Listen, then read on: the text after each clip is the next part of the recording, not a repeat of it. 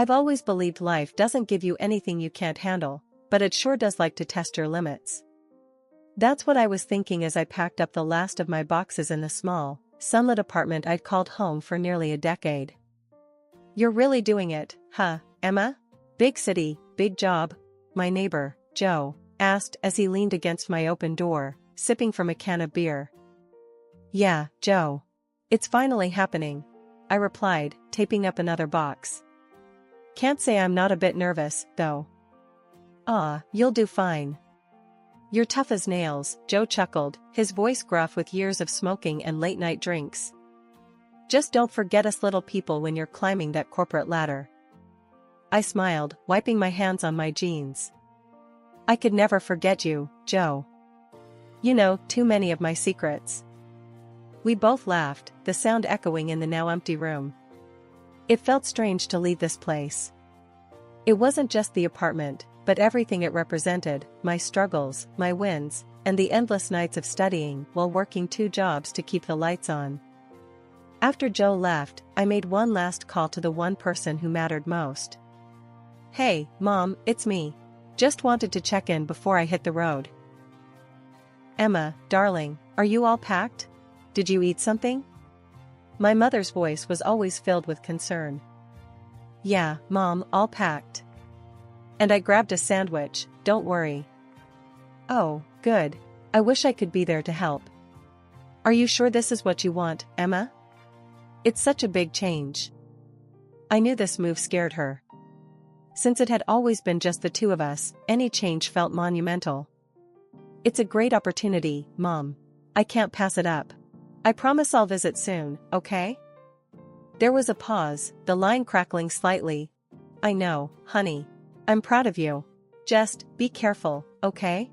Hanging up, I took a deep breath, looking around the bare room once more. It wasn't just a new job. This was a fresh start, a chance to prove myself, and maybe, just maybe, make my mom proud. Driving to the new city was a blur of highway lines and radio static. When I arrived, the new branch office was imposing, all sleek glass and sharp angles, so different from the cozy, cluttered spaces I was used to. On my first day, nerves jittery and palms sweaty, I pushed through the revolving doors and into the lobby. I must have looked lost because a guy in a neatly pressed suit stopped in front of me, a friendly smile on his face. You must be Emma. I'm Mark, I'll be helping you get settled in, he said, extending his hand. Taking it, I was surprised by his firm grip. Thanks, I appreciate it. It's a bit overwhelming. Stick with me, and you'll be fine, Mark assured me with a nod. Let's start by introducing you to the team and then I'll show you your new office. As we walked through the corridors, his easy manner helped calm my nerves. Maybe this wouldn't be so bad. Maybe I could really make this work. First rule of the game here, Mark said as we approached a set of large double doors. Never let them see you sweat. I laughed, more at ease than I'd been all morning. Got it. No sweating. Exactly. You'll fit right in. Settling into the new job and city was like learning to dance to a completely new rhythm. The work was tougher, the stakes higher, and the pace relentless. But Mark was there every step of the way, showing me the ropes without making me feel like a total noob. Okay, so everyone uses this software here. It's not rocket science, but it might as well be if you've never seen it before, Mark explained as we sat in my new, stark office. He leaned over my desk, his fingers flying over the keyboard to demonstrate. I've used something similar in my last job, I said, trying to keep up. Good, you're not starting from scratch then, Mark said with a grin.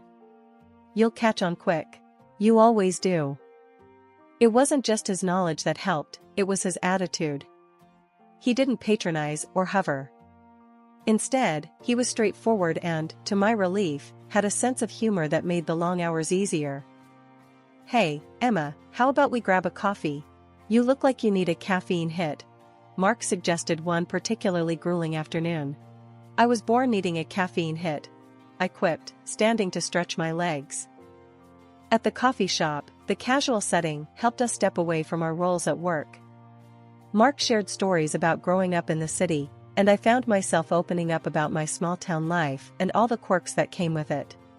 The more time we spent together, both in and out of work, the more I appreciated his company.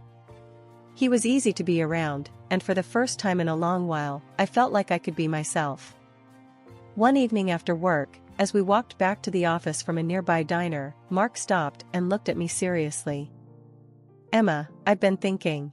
We're great partners at work, right?" "Right," I nodded, wondering where this was going. "So, what if we think about making this a regular thing? Like, not just as colleagues or coffee buddies?" he asked, scratching the back of his neck nervously. "You mean, like, a date?" I asked, trying not to sound too surprised. "Yeah, exactly, a date. I like you, Emma. And I think we could be good together," he said, looking me straight in the eyes. I took a moment, considering. Mark was great. We got along, shared a lot of laughs, and he had already seen me at my worst, surviving on coffee and zero sleep. Plus, I was definitely interested. "Okay, yeah. Let's try a date," I smiled, feeling a mix of excitement and nerves. "Great. It's a date then. How about this Friday? Dinner at that Italian place you said you loved?" he suggested with a hopeful look. "It's a plan. It's a date," I confirmed, and we both grinned, a little relieved. From that day on, things changed between us, but in a good way. We still worked together, still had our coffee runs, but now there was an added layer to our relationship, something that felt both thrilling and terrifying. 2 years slipped by quicker than I'd ever imagined. Mark and I got married, settling into a rhythm of life together that felt as natural as breathing. We were happy, genuinely so, but it wasn't all smooth sailing. I talked to my mom on the phone often, but only made it back home for the holidays.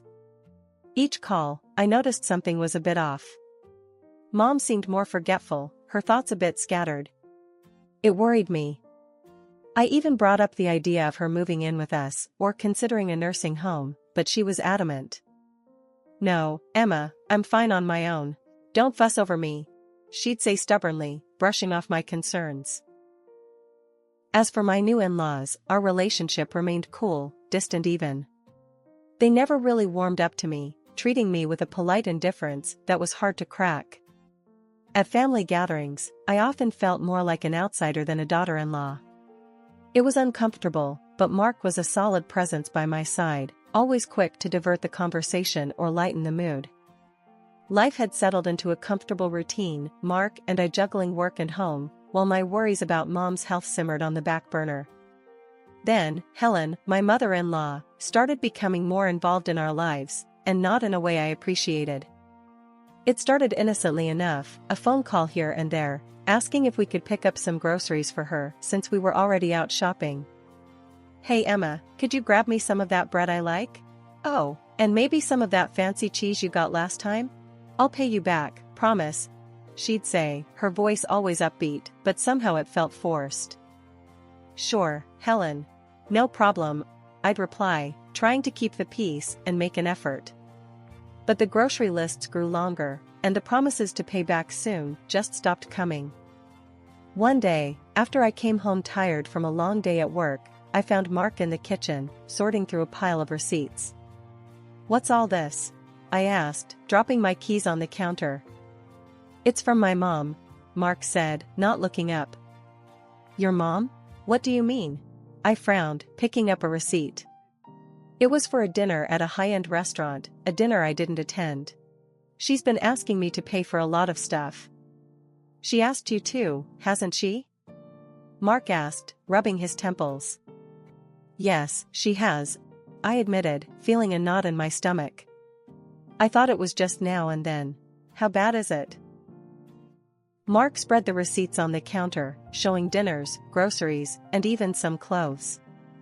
"It's adding up, Emma. This isn't just a few favors. It's becoming a regular thing." The next day, I decided to confront Helen about it. I called her, trying to keep my voice calm. "Helen, we need to talk about the money," I began. "It's getting a bit out of hand." "Oh, Emma, I thought you didn't mind. Your family, after all." Helen's voice was light, but there was a sharpness to it that I hadn't noticed before. I don't mind helping, Helen, but this is more than helping. It's like we're your personal ATM, I said, the words harsher than I intended. There was a pause, and then Helen laughed, a short, humorless sound. Well, I didn't realize you were keeping tabs. I'll make sure not to bother you anymore. The call ended abruptly, leaving me staring at my phone in confusion. That night, I told Mark about the conversation. He was quiet for a long time, then he took my hand. I'm sorry, Emma. I should have noticed sooner. I'll talk to her. After the money talk with Helen, things between us and Mark's parents turned frosty.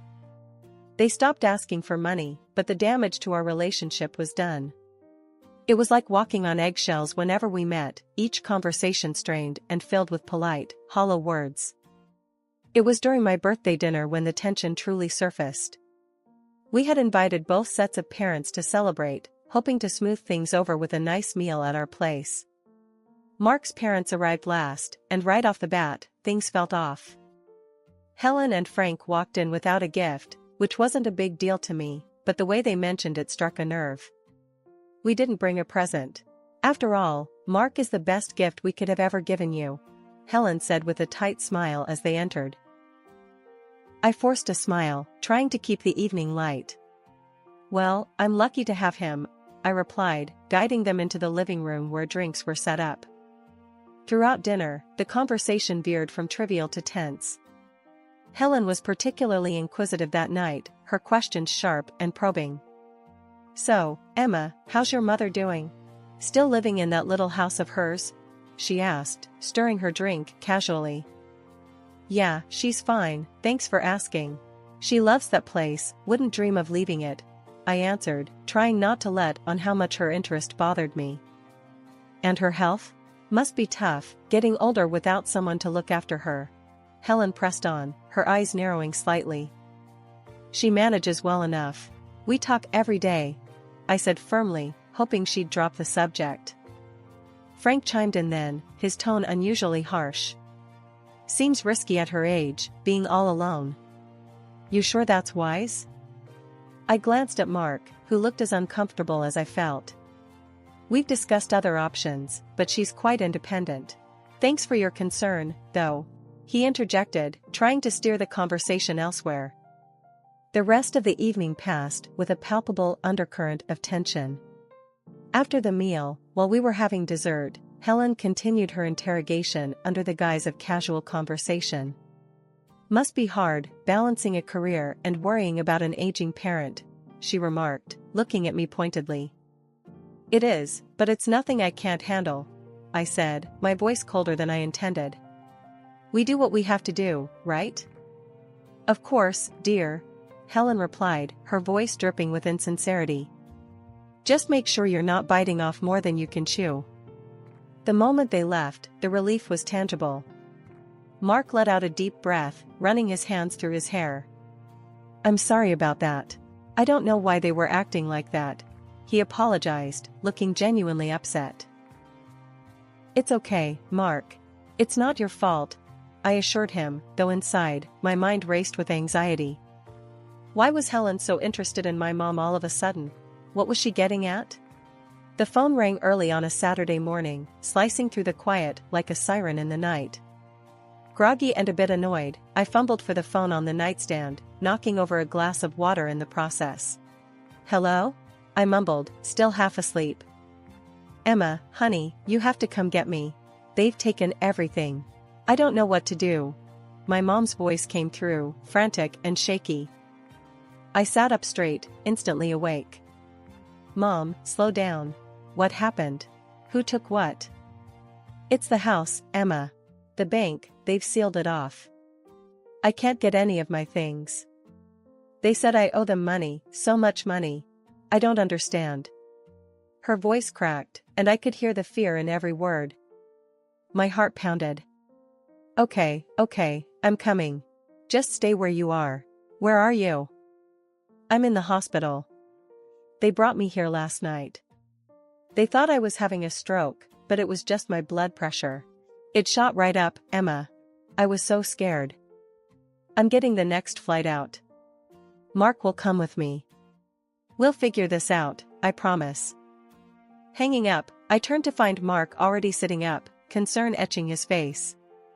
What's going on? He asked. It's my mom. Something terrible has happened. We need to go to her. Now, I said, throwing the covers off and starting to pack a bag with shaking hands. Mark was on his feet in an instant, pulling clothes from drawers without a word. We were a team, and right then, I'd never been more grateful for his support. The flight was a blur of worry and whispered plans. As soon as we landed, we raced to the hospital where my mom was staying. Seeing her in that hospital bed, pale and frightened, was like a punch to the gut. She looked so small, so vulnerable. Emma, oh thank God. She sobbed as I rushed to her side. I'm here, Mom. It's going to be okay, I soothed, holding her hand tightly. She clung to me, then looked over at Mark. Thank you for coming, both of you. I'm so sorry to drag you into this. It's no trouble, Sophie. We're here to help, Mark reassured her, his voice steady. Once we had calmed her down, I gently prodded for more details. Mom, tell us exactly what happened. Start from the beginning. Taking a deep breath, she explained. A few months ago, someone called. They said they were from my bank and that I had an unpaid loan. For your education, they said. It was so much money, Emma. They told me it was $50,000. I didn't know what to do. My stomach twisted. But, Mom, you didn't take out any loan for my education. It was all scholarships and your hard work. I know, honey, I know that now. But they were so convincing. They knew where you went to school, when you graduated. I got scared. They said they could help me take out a loan to cover it, so I did. I didn't want to bother you with it. My fists clenched. What happened then? A week later, I got an email. It said I'd won the lottery, $500,000. I thought it was a miracle. I thought I could pay off the loan and still have enough left over to finally retire comfortably. They said I just needed to pay some taxes on it first, $80,000. So, I took out another loan. Mom, no. I whispered, horror dawning on me. She nodded, tears streaming down her face. I know, I was a fool. There was no lottery, Emma. It was all a scam. Now the bank has taken everything. I owe more than $150,000, including fines and penalties, and I don't have a penny to my name. Anger surged through me, hot and fierce. We'll get to the bottom of this, Mom. Whoever did this to you, we'll find them. Mark and I were shell-shocked. The phone calls, the emails, and the cascading deceit, it was all too much. But we were clear on our next step, we needed to report this. We drove to the local police station, the morning air feeling unusually crisp as if it too sensed the turmoil.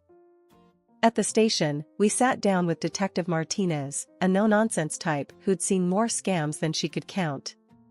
We explained everything, how my mom was duped into believing she owed a huge loan, how she thought she'd won the lottery, and every detail leading up to her financial ruin. Martinez listened, her expression growing tighter with each word. We'll start by tracing the phone numbers and the email address used in the scam. These guys mess up somewhere, they always do, she said, tapping away at her computer. A few intense days later, Martinez called us in. Her office felt colder than I remembered. We've made a breakthrough, she announced, her voice grim. The account where your mom sent the money, it's registered to a familiar name. Mark and I exchanged puzzled glances. Familiar how? He asked. It's registered under your mother's name, Helen, Martinez revealed, her eyes locked on Mark. The room spun. It couldn't be. But then I remembered my birthday dinner, how Helen had prodded about my mom's finances, her health, her house. It made a chilling sense. Mark slammed his fist on the table. That's impossible. My mother couldn't do this. His voice broke, strained with disbelief and anger. I'm sorry, Mark. I know this is hard. but we've double-checked. She was behind the calls and the emails, Martinez said softly. The betrayal was palpable. Mark was torn, rage and shock battling within him. We need to confront her. We need to hear it from her, he said finally, his voice steel. As we arrived at his parents' house, I noticed a shiny new car in the driveway and my stomach turned. They were living it up while my mom was drowning in despair and debt. We knocked and Helen opened the door, all smiles, acting like we were just there for a casual visit. Mark, Emma, what a surprise. Look at our new car. And next week, we're off on a cruise. Mark's face was like stone. Cut the crap, Mom. We know about the money. It's over. Helen's smile faltered, her eyes darting between us. What money, dear? What are you talking about? Mark stepped into the house, his anger barely contained. The money you stole from Emma's mom. We know everything. At that, Helen's face drained of color. She staggered back, leaning against the wall. Mark, please, you have to understand, we needed. It's too late for excuses, Mark cut her off. His father, Frank, had appeared by then, his expression wary. Frank tried to intervene, his voice shaky. Mark, we're your parents. We're old, prison would destroy us. Please, think about what you're doing. I couldn't hold back. Your age didn't stop you from scamming an old woman out of her home and her peace. Why should we consider your age now? Helen started to sob, her hands trembling.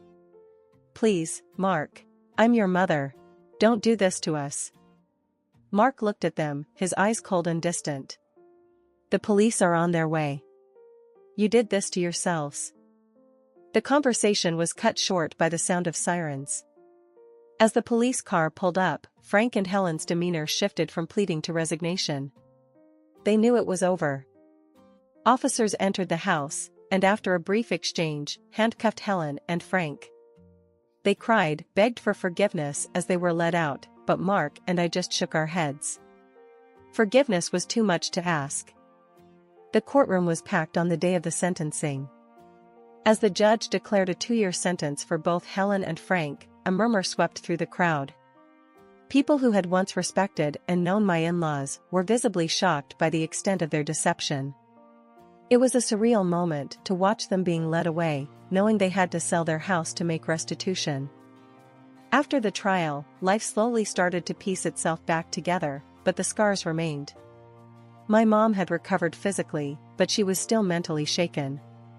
The phone ringing would make her jump, a sad reminder of the trauma she endured. I took legal custody to ensure her well-being, which gave both of us some peace of mind.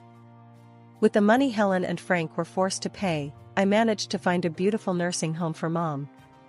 It wasn't just any facility, but a prestigious one right in our neighborhood. I made sure she had the best care and could maintain some independence within a supportive community. The first time we visited her new home, Mom was hesitant, but as she saw the gardens and the lively social rooms, her eyes lit up. It's lovely, Emma, she said, looking around with a cautious smile. It's the best, Mom. You deserve it. And look, it's just 5 minutes from our place. I'll be here all the time, I reassured her, squeezing her hand. She nodded, her smile growing more confident. I like that. Maybe I can get used to answering the phone again here, with all these nice people around. I laughed, relieved to see her finding comfort. You'll be running the place in no time, Mom. As the days turned into weeks, Mark and I found ourselves settling into a new routine. We were expecting our first child, a beacon of hope after a stormy period. The joy of impending parenthood brought us closer, and I often found myself marveling at how Mark stood by me through everything. His unwavering support was my rock. One quiet evening, as we sat in our living room, Mark wrapped an arm around me. How's your mom today? Settling in still? She's good, getting better at making friends. And she started a little garden project, I replied, resting my head against his shoulder. That's great. She's strong, like her daughter, he said, kissing the top of my head gently. Our lives had changed irrevocably. There was no more contact with Mark's parents, that bridge was burned for good. Yet, in its ashes, we found the strength to rebuild. We focused on the future, our family, and all the love that remained unshaken by the past.